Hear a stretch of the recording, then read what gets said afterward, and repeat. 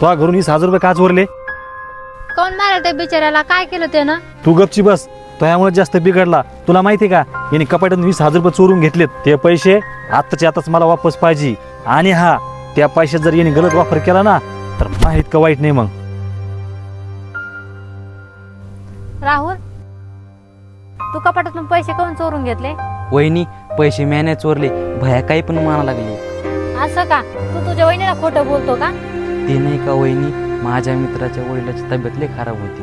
तुम्ही दोघं घरी नव्हता ना, म्हणून मी कपाटातून न विचारता पैसे घेतले. आणि वहिनी, भयाने सुद्धा मला हे शिकलं ना, वेळ जर वाईट कोणाला आली ना, तर पैसे विषय काही बघायचे नसते. असं आहे का? ही गोष्ट होती का? सॉरी भैया, मला वाटलं तू गलत रस्त्यावर गेला. पण भैया, मी तुला मोठा भाऊ आहे. खरं काय आणि खोटं काय हा फक्त अधिकार मोठ्या भावाला असतो. तुझं खरं असताना बी मी खोटं समजिलं. मला माफ कर. भाई भाई में अक्सर ये हो